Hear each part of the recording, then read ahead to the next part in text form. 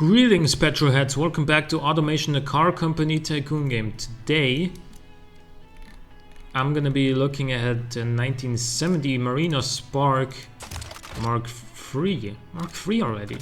Yeah. So I realized that we are a little bit late to the party with using this body shell, because this is like what the Jaguar E-Type used in 1960 and this is 70. So most of the iconic cars that used this platform were from the 60s, and we're using this at the start of the 70s. It's still fine though. Again, this has a steel space frame. Hard to say. Double wishbones all around, fiberglass panels, and yeah, longitudinal engine mounting. This is a pretty simple and clean look, except for the vents in the bonnet. Round headlights. We're really trying to embrace a little bit of that British elegance. And, you know, throw a little bit of aggression in there as well with the vents and whatnot. And with the big round exhaust pipes. But I think the rear looks really like very classic, very clean and simple and nice, just, you know, pleasant to look at. And this is of course rear-wheel drive, and the Spark Mark III comes with two different engines. One is the MkIII that, you know, we made plenty of profit with the first two cars that used the V8, the Chevy V8. So that we could develop a new engine, and this is our first 16-valve engine. Yes, dual overhead cams, 4 valves per cylinder. That's sort of advanced for 1970, but you know, it did exist. Like it wasn't entirely new. So and it's a 1.8 liter compared to the 1.75 we used in the Spark Mark II. And it's all aluminum to keep it light. Keep the front end light so that we have a good weight distribution, good cornering and whatnot. This is really not the sort of straight line rocket with the MkIII engine. We got forged internals. We got a 66 cam profile, which is kind of aggressive. Then again, this engine can take it, and it's also revving to 7,000 RPM. Naturally aspirated, of course. We got fuel injection here as well. And a standard intake. I don't know, there's just something about the look of this whole setup with the long what's it called? Long tubular exhaust headers. And then the intake here of the chrome air intake here. Well, the intake is here, and this is more like the what's it called? The intake manifold. That's what it's called. Couldn't think of the name, even though I've played so much Car Mechanic Simulator and whatnot. Yeah, the intake manifold with the shiny chrome, then the orange engine head cover. I don't know, it just looks cool. And yeah, 7,000 RPM redline, long tubular headers, big exhaust pipe, one straight through mufflers. Those are finally available, making 145 horsepower, 121 pound-feet, and that's solid for 1.8 in 1970.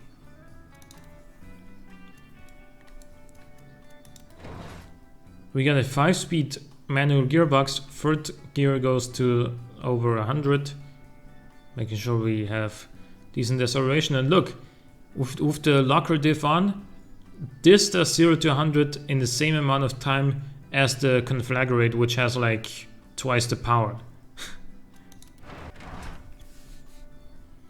205s all around with 13-inch rims, alloy rims. Solid disc with 2 pistons front, 1 piston rear. Still a little bit of brake fade. No under tray. No aerodynamic fixtures, so no wing angles. Two seats with sport interior, basic AM radio, standard safety. And yes, I'm intentionally not putting power steering in all of those cars. And again, this rides really low. And again, I just think it would look pretty good if it were lower. Now the thing about this inline-4 version, of course, is that it's very light, 790 kilograms, and it's also not too thirsty, I guess. 10.4 liters. It's not fantastic. It's not terrible for a sports car in 1970. But the thing about this is that it's of course not a straight line rocket. You'll see here.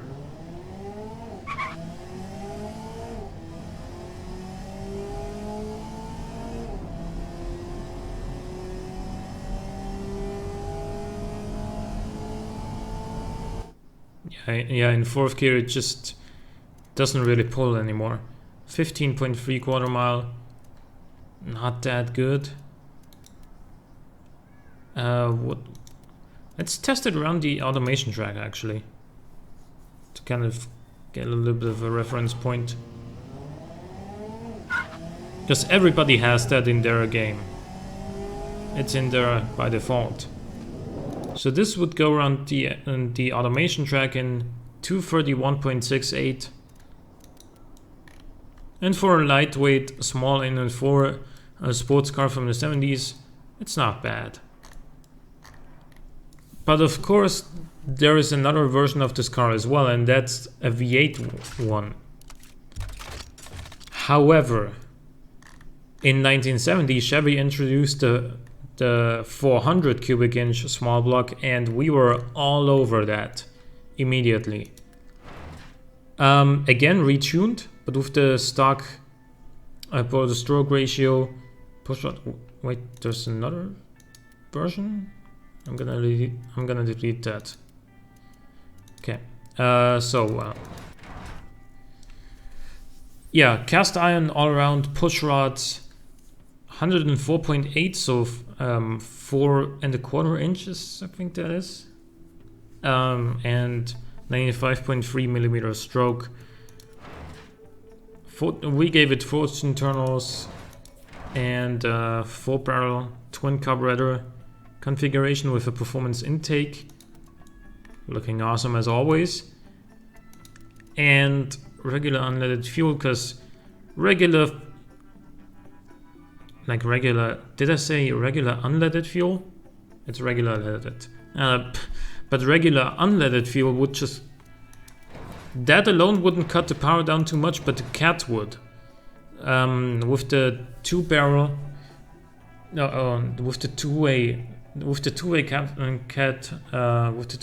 catalytic converter, it would just drop power so much that I don't want to do it just yet, now that it's not necessary yet.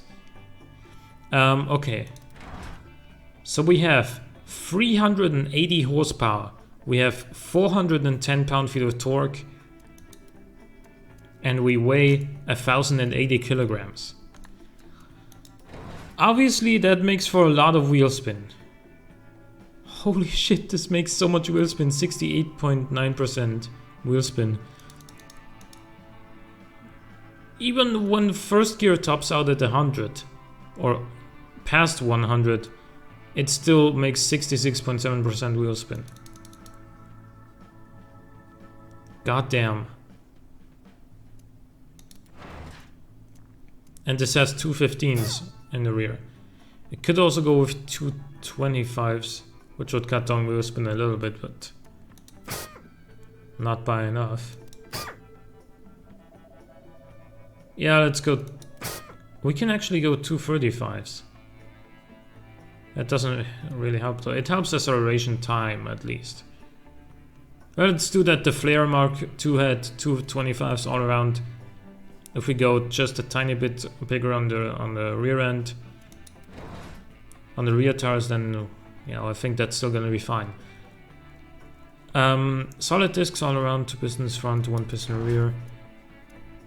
Cooling airflow is... Actually, I didn't really have that much cooling on this car to begin with, apparently. Usually I end up, when I'm done with my design, my cars tend to have like 1500 kilojoule per second or so of maximum cooling. This only has, what, 441? Yeah, 441 it was. Sport interior. Well, this hasn't changed, basically, the interior. And I think neither has this. But of course, we have a lot more power now. Like, almost 3 times as much power. And we don't weigh 3 times as much, though. So let's see how this goes. It's not gonna handle as well, I don't think.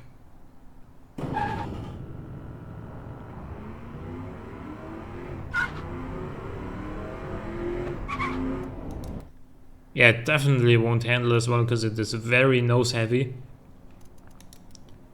But it's still fast around this track because obviously it makes so much power that the handling doesn't even really matter. Especially in the second section, sector 2, from here to here, which is almost entirely straight. This thing is more than 5 seconds faster than the inline 4. Yeah, that should tell you how hard this engine pulls, and if it doesn't, we can always do this.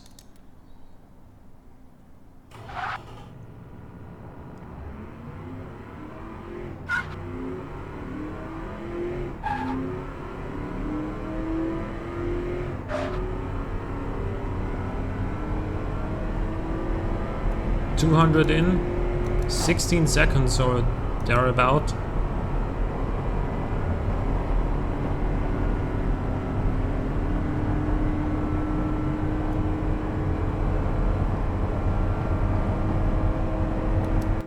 Yeah, now the drag of those older cars kicks in.